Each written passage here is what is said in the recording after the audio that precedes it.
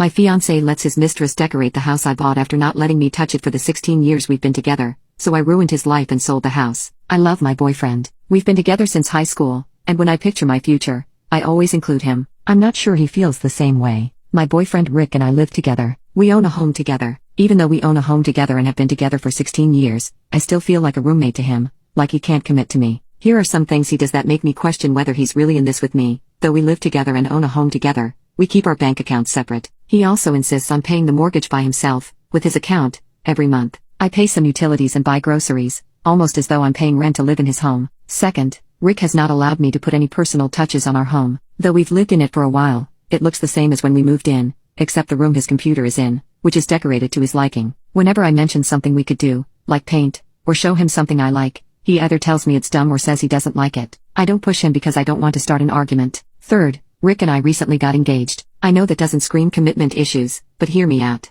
A few years ago, a couple of our close friends got engaged. I was upset because I'd had to watch my friends get married after being with their boyfriends for much shorter periods. He caught on to my bad mood during their engagement and wedding, and I told him why I was upset. So, a week after their wedding, he agreed to get me a ring. I went with him to buy it. I thought I was finally getting somewhere, but he told me it wasn't an engagement, and that I could wear it, but he'd ask when he was ready. It's like he bought the ring to shut me up about marriage. After months of his friends cracking jokes about our non-engagement, he finally just decided one night while we were at home that it could be official. He said he had a huge plan to surprise me by proposing something, but I had never heard anything else. It wasn't my dream proposal, but it was finally happening, so I said yes. He insisted on a long engagement, at least a year, and didn't want to set a date. I began planning and looking at wedding stuff because I figured it would eventually happen, but he never seemed interested. It's been about 6 months, and we've picked a date, with much pushing on my part, but he wants nothing to do with any wedding planning unless it's to voice his dislike of something I've done. He spends most of his days on his computer when he's not at work, and if he does happen to come out to see me,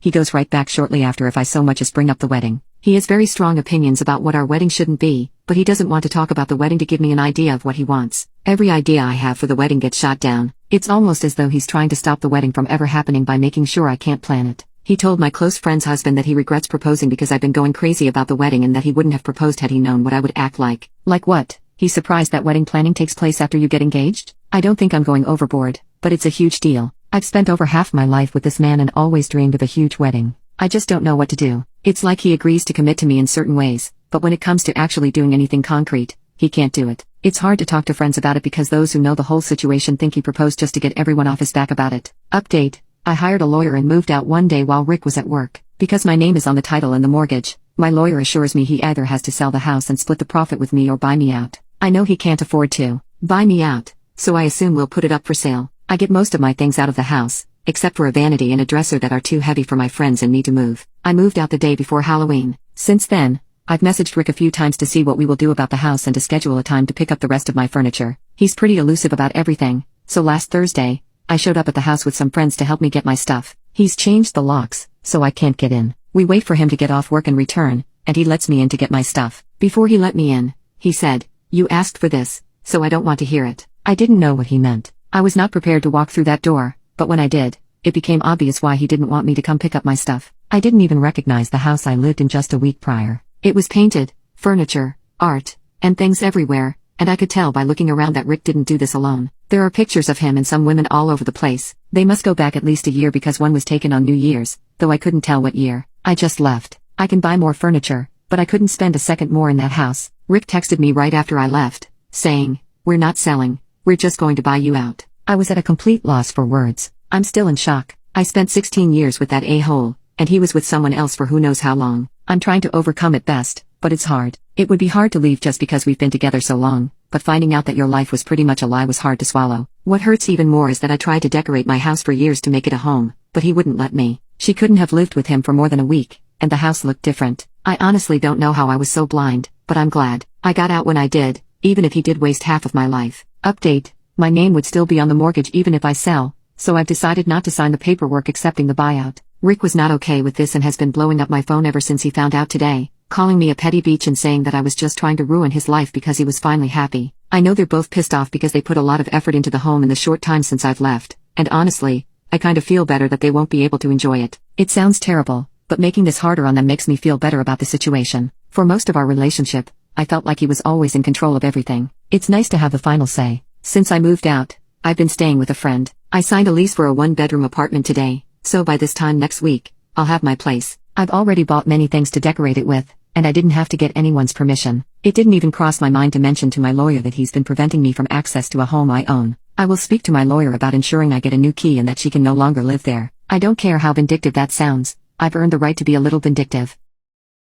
My girlfriend's Portuguese family was making racist and derogatory remarks about me and thought I couldn't understand them. So I shut them up and spoke their language. My girlfriend's family is Portuguese, and from the beginning, I've tried to get to know them and get involved despite the language barrier. I've met her family several times. On the surface, they've always been welcoming and nice to me. However, they have a habit of speaking Portuguese around me, which I initially didn't mind because I understood it was their first language, and it made them comfortable. Wanting to connect with them on a deeper level and surprise my girlfriend, I recently began learning Portuguese. My new language skills unexpectedly revealed a hurtful reality at a recent family dinner. As I listened, I realized they were talking about me in derogatory terms, calling me dumb, among other insults, right in front of me, all while smiling and acting friendly. From what I've gathered, my girlfriend understands what's being said but doesn't seem to join in on the insults. However, she hasn't done anything to stop it, occasionally trying to hide her reactions or snickers. I feel betrayed and humiliated and am questioning the integrity of our relationship and her loyalty to me. I'm at a crossroads and unsure how to address this situation. Confronting her family directly seems daunting, especially considering the language barrier and not wanting to cause a rift. However, I also feel that I can't simply ignore such disrespect, and I'm concerned about what this means for the future of our relationship, especially if we were to have a family of our own. Should I confront my girlfriend about her family's behavior and express how hurtful it is to me? Update: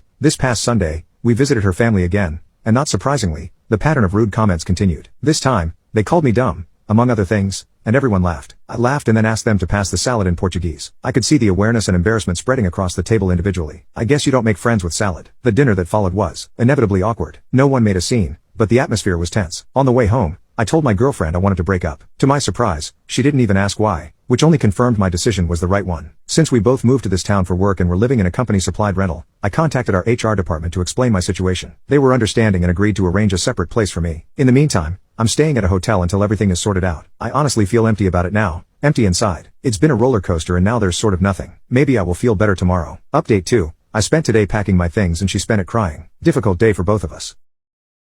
My girlfriend's sister mocked me while I was performing stand-up, so I went nuclear on her and made her the laughingstock of the night. I'm a successful comic working my way up in the comedy scene in the city I'm living in. I'm dating a woman from here, and she is very supportive of my career as I am with her. She has a 21-year-old little sister who I think is a spoiled sorority brat, but I rarely see her, so I pay her very little attention. Just the other night, I was performing at a comedy club, and my girlfriend came to watch me perform. The night before the show, she informed me that her little sister was coming to the show with some friends. To me, this news was a possible red flag. To give some background, my girlfriend comes from a pretty affluent background where ritzy vacations and luxuries were the norm, whereas I come from quite the opposite. I come from a large family where we had to wear the busted pair of shoes for a little longer until the money was finally scraped together. This difference could be intimidating for many people, but it's never been a big issue. She is very level-headed, works hard, and never looks down on others less fortunate than her or her family. Her sister, on the other hand, is quite the opposite. She goes to a university that is completely paid for, has all the niceties, and lets you know when you don't. She can get rude with people quite easily, especially when dealing with someone working a low-paying job or someone she views as lower in status. I've only acted as a silent observer of her behavior because I've only seen her a handful of times, and I, quite frankly, didn't want to deal with her. When my girlfriend told me she was coming to watch me perform, I grew pretty alarmed. The people that I work with are a pretty working-class group of people. They deal with hard truths and can laugh when they are made fun of. Whenever my girlfriend's sister gets put in similar situations, she does not have the same reaction. She handles it just about as well as Vince Wilfork finding out the buffet closed. I also went with her and my girlfriend to a small concert at a bar, and she was rude and disrespectful to the performers the whole time. I told my girlfriend my concerns about her sister coming. She wouldn't enjoy herself, make a scene, or interrupt another comic's set. The ultimate sin. My girlfriend said it wouldn't be a problem. I buckled and said she could come, but I would not be held liable for whatever happened in the club. She agreed, and that was until the next day. We met the sisters and friends beforehand and went to the club. The first comic was a lady I know, and she was spot on that night. She's by no means a pretty woman, so the girls started making sly comments to each other about it until I told them to cut it out, which they did. I then went backstage to the green room, but they were on fairly good behavior from the little bits I saw and heard. Then my set happened. My first 6 or 7 minutes started well. The crowd was great, and I felt in the zone. I then started talking about North Face being tacky, which proved to be the catalyst for the sister and her friends. They started talking loudly in the back, and I told them to stop. I asked my girlfriend to corral them in and provide some silent reinforcements. Those reinforcements never came. About 2 minutes later, I was working through a piece about being hairy, to which the sister commented. At this point, I noticed she and her friends had put down quite a few drinky poos. So basically, I started making fun of them being sloppy drunks. This shut them up for a little bit. I then had a piece about my mom, to which the little sister commented loudly about my mom being a slut. She threw the third pitch, and I choked up on the bat and began to swing away like Joaquin Phoenix in a room full of Marvin the Martians. I called her out for being a petulant rich girl, made fun of her appearance, and ended up calling her a whole drunkula. The crowd was really into it, so I was eventually able to cut off the set with some grace, but I was livid. When the crowd left, and the lights went up, The sister approached me and started getting in my face. I walked back into the green room and asked the bouncer to take care of it, and she eventually left with her friends. As I saw my girlfriend afterward, she seemed a little upset. I told her that I was furious that she didn't help me out with controlling her sister. She asked why I was so upset whenever the set went so well. I told her that even though that set went well, if a heckler catches me on a night when I'm not at my game, it F's my entire performance. We eventually cut the conversation and drove home. The next day, my girlfriend's sister left a message for my girlfriend in tears about how the night went. She was upset at the things I said and wanted an apology. I told my girlfriend that would not happen, and I deserved an apology. Even though my sister doesn't view what I do as a job, that is my livelihood. If I pulled a similarly disruptive stunt in someone else's place of work, I would most likely be arrested. My girlfriend did not take to this well and hasn't talked to me for the last 2 days besides small talk at dinner. Update: on Monday, I was returning to my apartment after doing a spot for a radio station. As I walked back in, I saw that my girlfriend's dad was there and waiting to talk with me. He had stopped by to say hello to my girlfriend, but his real reason was to talk to me. He's normally a pretty even-keeled guy, but he was miffed that day. He wanted to talk with me about what went down at the comedy club the previous week. We sat in the dining room, and I could tell this discussion would be long. My girlfriend's sister told him about the show, and he was justifiably upset that I called his daughter a cunt. I stayed cool and told him I wasn't intentionally saying it to hurt his daughter's feelings. I was simply trying to regain control of my show and the audience. He kept talking about how awful that was, and it sounded like he didn't get the whole story from his daughter. I asked him if I could give my side of the story just so he had some frame of reference, to which he let me. After my initial concerns, I told him about her repeatedly interrupting and heckling me. I said I had gotten carried away with my choice of words, but I had to do that to keep the crowd. I didn't pose this as an excuse, just where I was coming from. He wasn't as upset, but he still was angry. He started hounding me about my line of work and what kind of job makes you call people that. Now, I think this line of questions stemmed from some deep negative feelings about my career as a comic. We ventured onto that topic fairly soon. I still don't think my girlfriend's dad thinks highly of my career, but I feel like that was the best face-to-face conversation we've had, and he at least now knows that I work hard and am passionate about my career. He wasn't completely alleviated, but that's alright. I can work on that after all this. After this, my girlfriend and I got to talk about the evening at the comedy club. I said that I was sorry for going so nuclear on her sister. She said that she wasn't mad about this or even the use of the word a-hole, but the negative comments I made about her sister being a rich girl. She wanted to know if I felt the same way about her. I told her that while I seem to have an inferiority complex regarding people from wealthy backgrounds, I view her as the woman I love, not Cruella de Vil. I also apologized if my comments made her feel undervalued.